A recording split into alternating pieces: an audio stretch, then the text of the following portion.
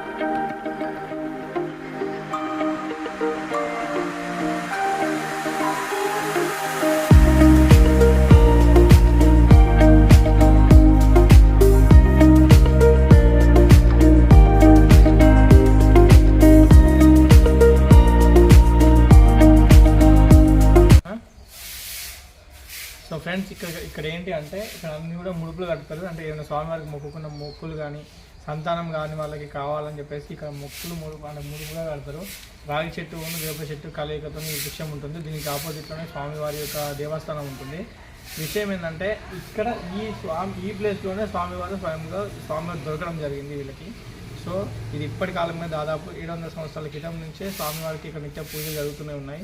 స్వామివారు స్వయంభూగా వెళ్తున్నారు కాబట్టి ఉగ్ర రూపంలో వెళ్తున్నారు కాబట్టి ఇక్కడ లక్ష్మీమాతను ప్రతిష్ఠించి స్వామివారిని శాంతింపజేయడం జరుగుతుంది.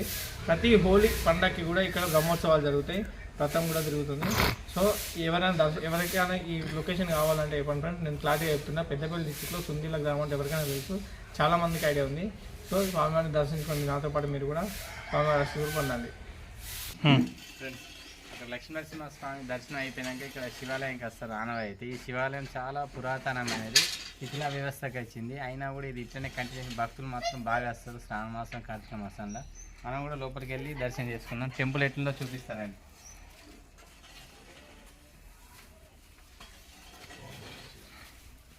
శివలింగాలు 2 ఉన్నాయి ఇక్కడ.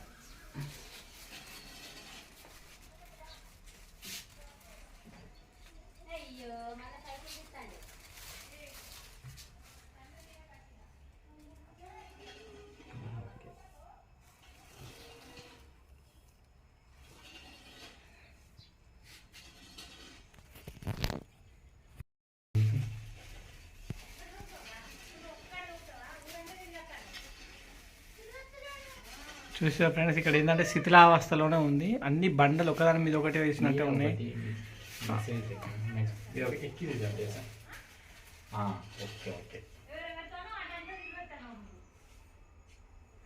కట్టడాలన్నీ కాకతీయ కాలం నాటి కట్టడాలే ఇది. పురాతన కట్టడాలు, చాలా పురాతనమైనవి. గోపురం భలే ఎక్కిరన్న అన్ని స్టోన్ మీద డైరెక్ట్ స్టోనే.